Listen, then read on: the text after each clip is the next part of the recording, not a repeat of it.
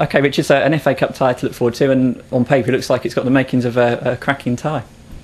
Well, I think it's got the makings of the tie of the round. It's what the FA Cup is all about, especially in this particular round. I think it's a really good game and a good tie for both clubs. The atmosphere hopefully will be electric and boosted by the fact that you're going to have a lot of your own fans there, which should make it a great occasion as well. Yeah, it's going to be interesting because I don't know how many of our supporters have been there, but there's no stands, so they're all going to be they're going to surround the pitch, which will make a very different atmosphere for certain. But I'm sure the players will cope with it and respond.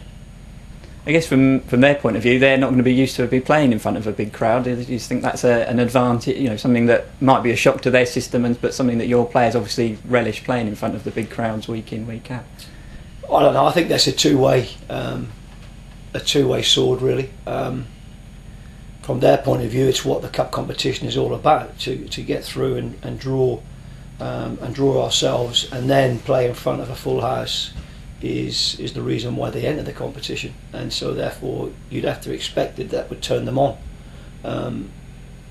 They have had 1,300 in the crowd before, in the stadium before, I think. So they're probably not unused to the situation.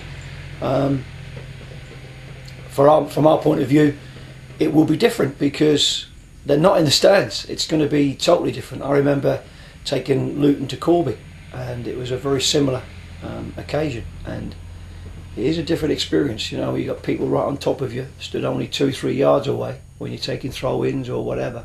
It's different. Obviously, with the club's heritage and the position you are in the league, that obviously Needham have probably drawn the plum tie of the round. Hopefully you can get through, and you'll be looking to get a plum tie yourself in the next round. Well, I think from their point of view, their objective would have been to reach the first round, I guess. Our objective is to reach round 3. You need a little bit of luck with the draw on the way. But we've drawn a tough one, first off. There's no doubt about that. And, I'm not one for believing that there are favourites in cup competitions.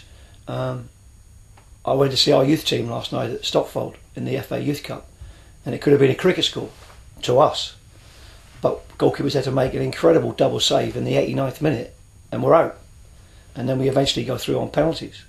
So cup competitions have a habit of causing upsets, and so we've got to make sure that we're not the upset this weekend.